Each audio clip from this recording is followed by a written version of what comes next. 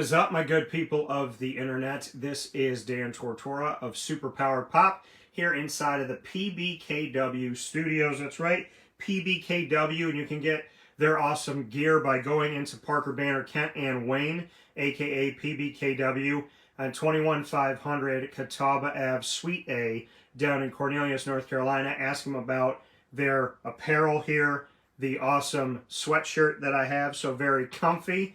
And you can actually see right on the back here has Parker Banner, Kent and Wayne, so you get to really get a feel for it there if you could check that out. So a lot of good stuff from Parker Banner, Kent and Wayne, and we're here inside the Parker Banner, Kent and Wayne studios here on Superpowered Pop, and I am here to talk with you about the movie Wolfman. So the movie Wolfman that came out in 2025, obviously here to start off 2025, bringing this movie out. Blumhouse and Universal worked together to do this, and I was at New York Comic Con and got to get a little bit of a sneak peek to this. I went to the Blumhouse panel, and the Blumhouse panel had some things going on. One of them being Wolfman, so got to see a little preview for this and get ready for the movie. So I went out and I saw it, and this is going to have spoilers. So if you don't want spoilers, I'm going to count you down right now. 10, 9, 8, 7, 6, 5, 4, 3, 2, 1. If you're still watching and listening, spoilers are coming to you. So, with that being said, spoilers coming up in this edition of Superpowered Pop. Got a lot of stuff to get into here. So excited to bring this to you. Excited to talk about this movie, Wolfman. Now, those of you that know me know that I am not typically somebody that goes out and sees horror movies, but I've been trying to kind of broaden the horizon here and give some of these movies a shot. So I made the decision to go out and see this Wolfman movie. I'd been trying to see it for like a day or two, and I just kind of said to myself, you know what? I think it's time to go see it. We're going to give it a shot. So I went out and saw it, and I'm actually coming to you right after seeing the movie, so it's fresh in my mind. I thought it was good, but I also thought that it was short. And I know sometimes movies get critiqued for being too long. I thought this movie was too short. Now, like I said, there's going to be spoilers, so first scene of the movie, we see a dad with a kid. They're going out hunting, and the dad says, I can't always protect you, and he talks about how, you know, like one day I'm not going to be here, and life is going to be difficult, and life is so short, so you got to make the most of the time that you have. And he sees this Wolfman back in the day, and his son is, you know, obviously in a different room. He comes downstairs, he hears his dad talking, and his dad says, you know, I saw this being, I saw what it is, I know that it's him, and I'm going to kill him. And then we flash to 30 years later. So all we know is that this father and son were out in the woods. And here we are 30 years later. And we meet this guy. He has his wife. He has his daughter. And we find out that his father passed away. That it was finally official that his father passed away. Which leaves you with this, like, okay, so he was wondering if his dad was dead. They finally said, your father's actually deceased because he must have been missing for a certain amount of time. And so they go to the house. They meet this really weird guy on the road. They pick him up. He's in the treehouse that I believe that this guy and his father were in earlier on in the movie. So this guy's in the treehouse. It's during the day when they pick him up. He has like a weird conversation with the wife and the daughter. He just kind of seems really strange. He gets in the car with a gun. So he has he has a rifle. So not like a handgun or anything like that. So he's got this rifle, and he's in the car, and he's in the front seat. That's my dog, by the way. That's Lily trying to get her voice in this episode of Superpowered Pop. So they drive with this guy. It's daylight. All of a sudden, it's nighttime, and you're thinking, he's like, oh, it's not too far, you know, up this way. And now all of a sudden, it's nighttime. So you're like, how long have these people been driving not too far? And they, you know, the guy that's driving, he sees this being in the road, and he swerves to miss the being, as we see in a lot of movies, and the car tips, and essentially, you know, they could fly off this thing, and the guy that came with them that was creepy, he tries to get out, he opens his door, he falls to the ground, not too far away, he's obviously injured, and we see that this wolf thing takes him. You know, we hear him scrape him essentially, and then we see him pull his body away. And when the guy that's driving, that's the husband and father of this family, when he goes to shut the door, he gets scratched. So we have this open wound from the Wolfman. And then that brings us into getting into the house. And this entire movie takes place in one night. Literally a day into the night. And that's it. So it's just one night. And that was one of the things that I kind of had an issue with. I mean, it was cool in the sense it's like all this stuff happened in one night. So that was pretty insane. But at the same time, it was like, I'll get to it in a minute what I'm thinking. But the whole movie takes place within a day or so. From when we see the child and his father. And then we go 30 years ahead. We have this daytime conversation, but when the actual action happens, it's within like a day period. So once the family is driving, they swerve, their moving van turns, he gets scratched. It's just one night that we're watching, essentially. And this thing is trying to get into the house. So this thing's trying to get into the house that scratched the husband and the father, and we could see that he's got an open wound. Now, there are some cool moments of this when he is changing, when the father, husband, when he is becoming this wolf man, we shift into his point of view and we shift out of his point of view. So he can't understand people talking with him because he's becoming an animal. So he can't understand just people speaking English, like his wife and his daughter, and they can't understand him. And we kind of only really hear him say like gibberish, a couple words. But when we switch into his point of view, that's really interesting. It's kind of like this, he sees things kind of like this greenish, glowing color, and there's almost like dust particles or just like these white things that are kind of floating in the air. And when he sees beings, he sees like you as a dark outline, and then your eyes glow to him. So that was pretty interesting to be able to see through the wolf man's point of view, which, you know, I don't remember that being in any movie, so I thought that was really cool. Because obviously the wolf man's been done, werewolf, wolfman, whatever you want to call him, but creating these characters, this Frankenstein, Dracula, Wolfman, Mummy, you know, these characters we've seen throughout time. So there's that kind of really cool cinematography where we see it through his point of view. And then also, this was in the preview, but when he starts to change and he kind of like the father / husband, he kind of like just is on the ground in the house, and all of a sudden it goes black and white, and you only see him, and his wife and his daughter are right there, but you can't see them. They're all in the shadow, and you just see him, and it's like doom. And then it's just silent. So I thought that was cool.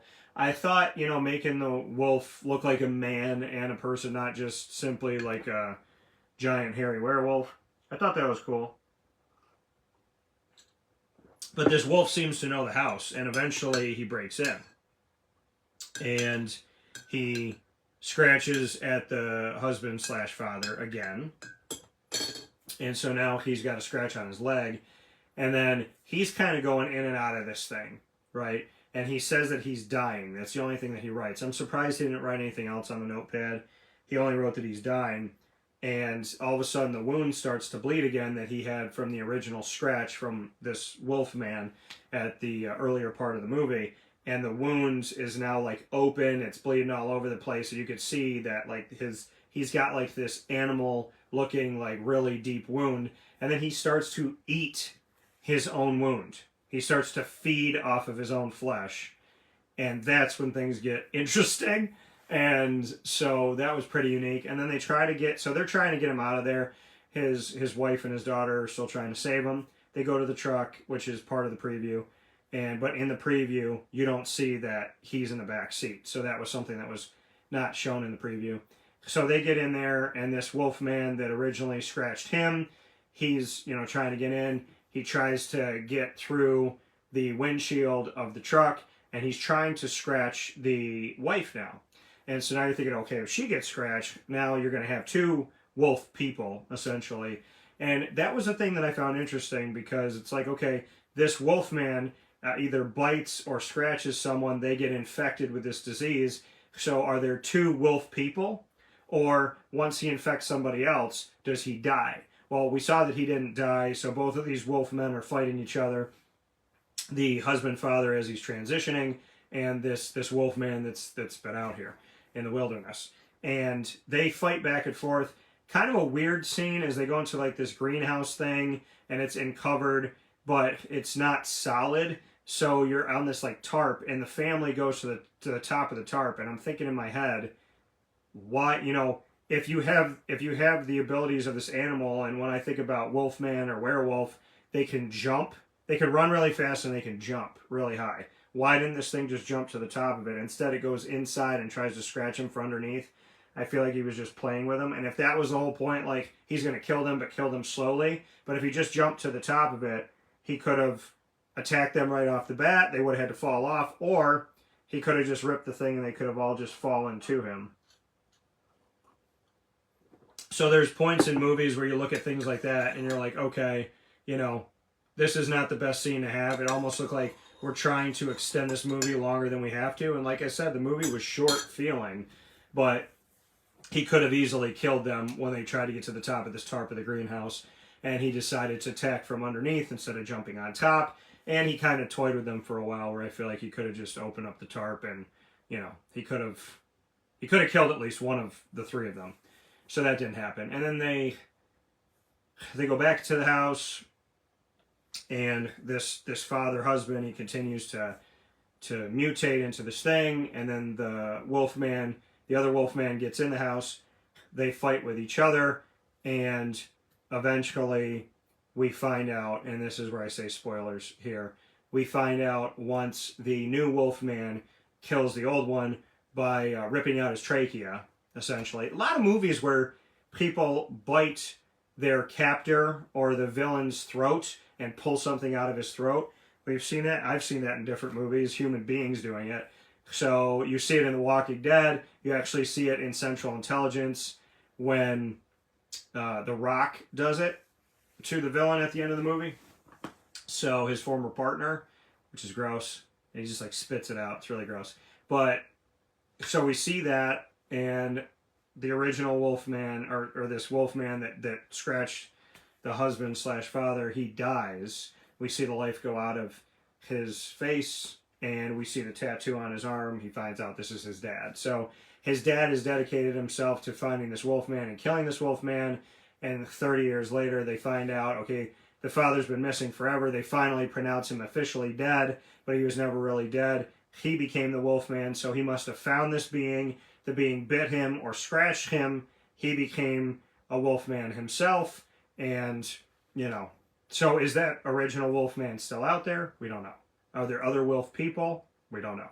We just know that he, this is the father because we see his tattoo. So the son kills the father after the son was supposed to be protected by the father. And we find out, like, this whole movie is about protection. So the father couldn't protect the son. Now the son, who is now a father, cannot protect his wife and his daughter from himself.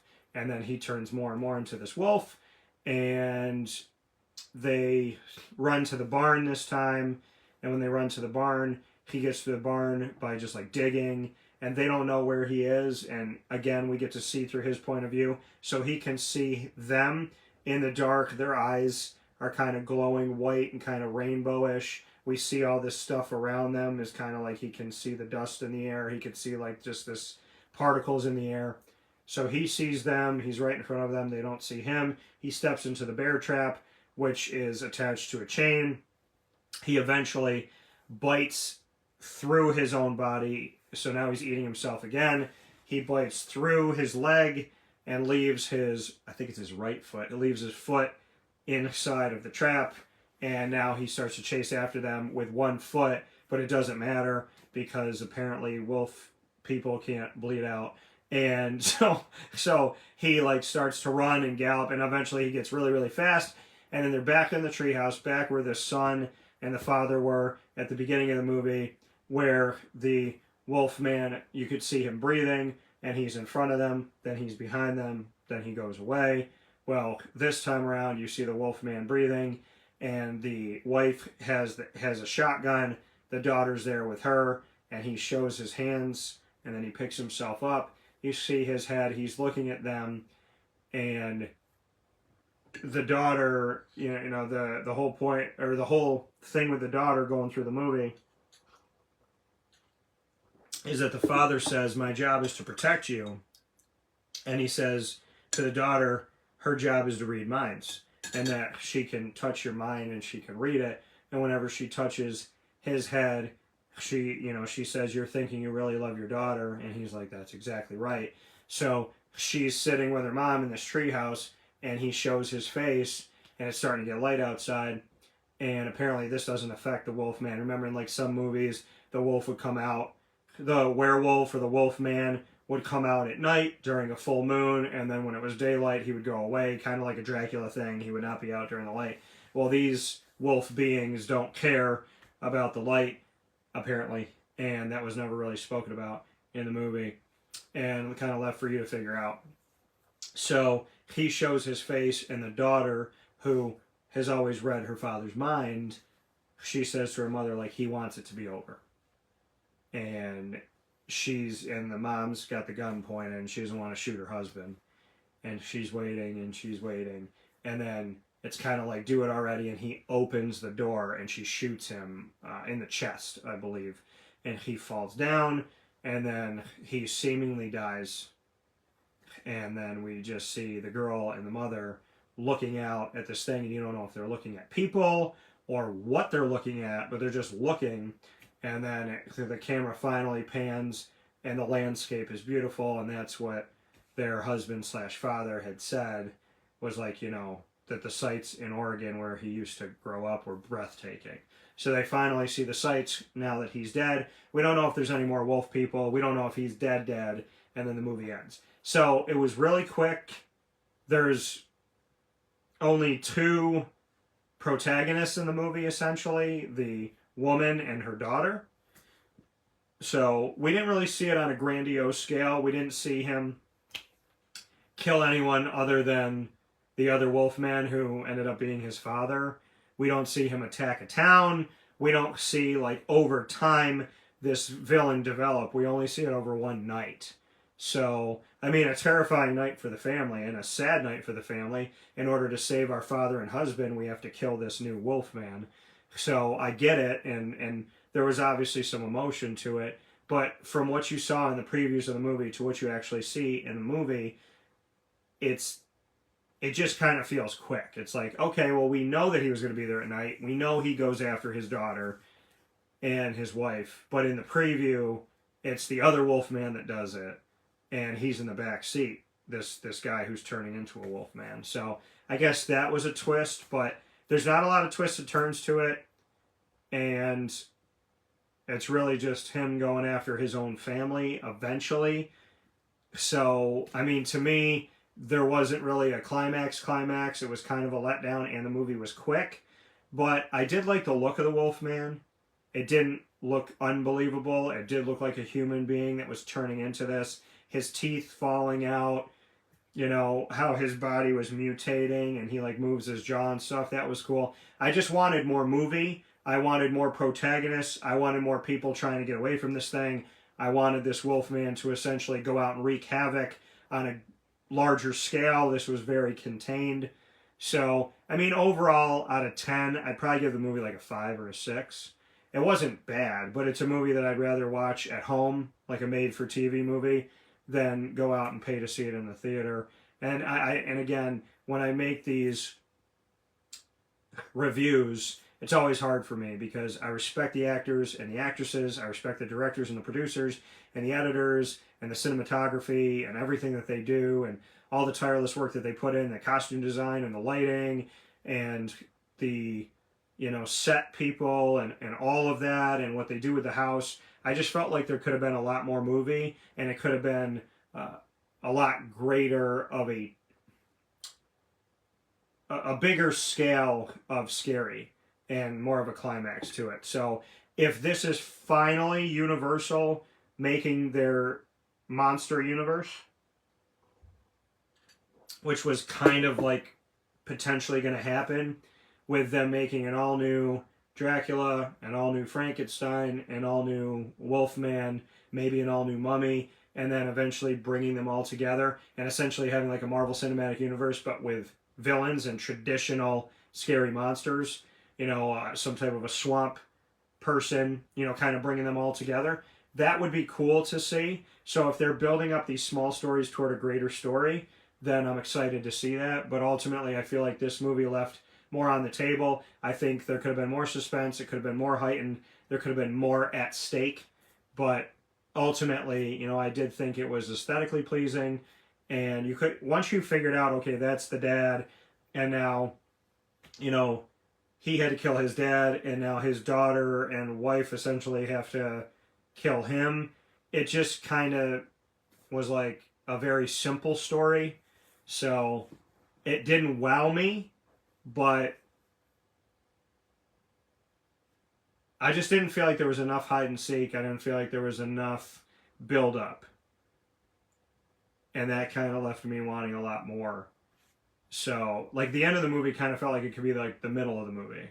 Like, he gets away, or they get away, and then we see him kind of like breathing still. And then they say like 5 years later, and you see that he's been like wreaking havoc on all these campers, and there's more to the story. So, hopefully, there'll be more to the story. But in and of itself, the whole movie kind of just felt like a really long trailer. And that's why I'm going to give it a 5 or a 6. But this has been my review, with spoilers, of Wolfman, the new Wolfman movie, 2025, coming out from Blumhouse and Universal. And I appreciate the work that everybody does. Like I said, whatever my review is, whatever my score is, I'm not here to hate or be derogatory toward anybody. Everybody puts good work in. And if somebody saw my movie someday and they didn't get it and they didn't like it and they were left wanting more and they gave it a 5 or a 6, I want them to do it in a way where they still respect me. So hopefully I did that today. I had every intention to. I will go see another Blumhouse movie.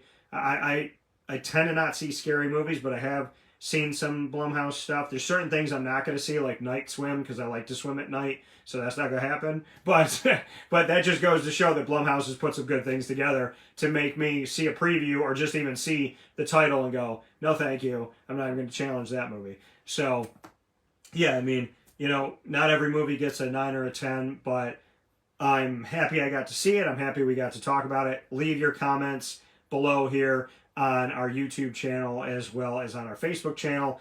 And of course, you can find us on Facebook, X, and Instagram at SuperPoweredPop.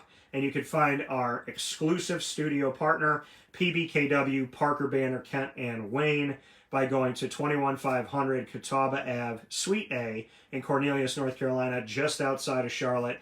The only comic book shop that I want to go to when it comes to finding something for my collection that's from back in the day or something new. I go to PBKW, and I look forward to you going there as well. We'll talk with you all soon, and remember, your true hero lies within.